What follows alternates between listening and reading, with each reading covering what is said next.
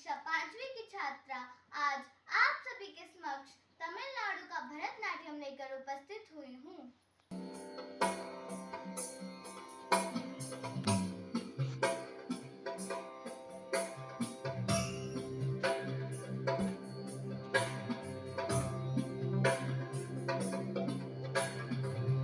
गिरिनन्दिनि नन्दित मेदिनि विश्वविनोदिनि नन्दनुते गिरिवरविन्द्य शिरोदिनि वासिनि विष्णुविलासिनि जिष्णुनुते भगवती शितिकण्ठकुटुम्बिनि भूरि कुटुम्बिनि भूरि कृते जय जय हे महिषासुरमर्दिनि रम्यकपर्दिनि शैलसुते सुरवरवर्षिणि दूर्धरधर्षिणि दूर्मुखवर्षिणि हर्षरते त्रिभुवनपोषिणि शङ्करतोषिणि किल्बिषमोषिनि घोषरते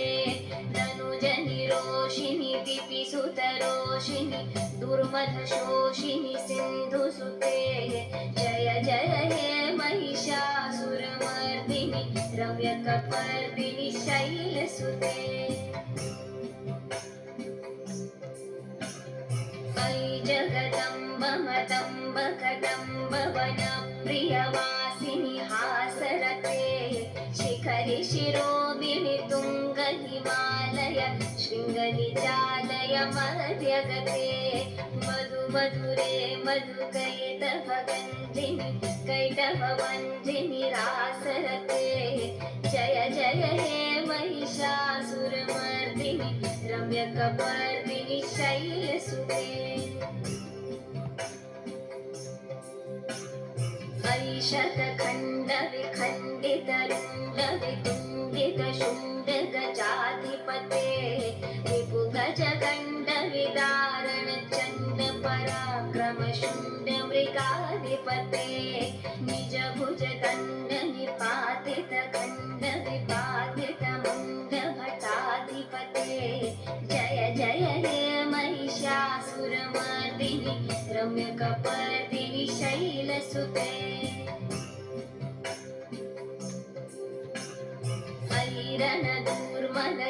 रणदूर्मदशत्रुवधोदित दुर्धर्निर्जर शक्तिभृते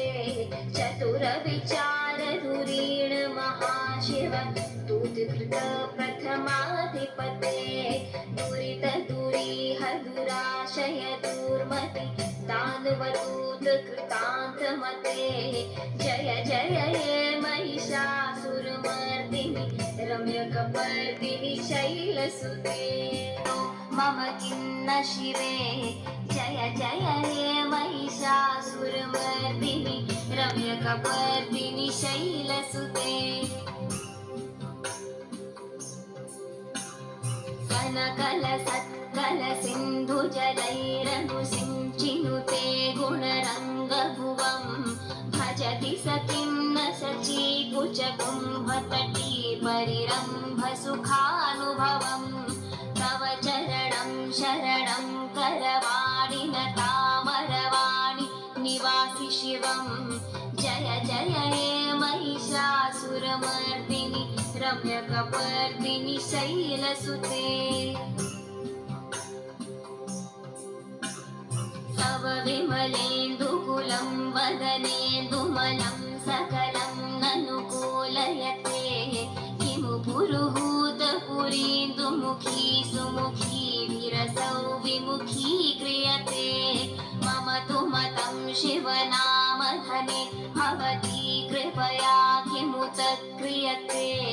जय जय हे महिषासुरमर्दिनि रम्यकपर्दिनि शैलसुते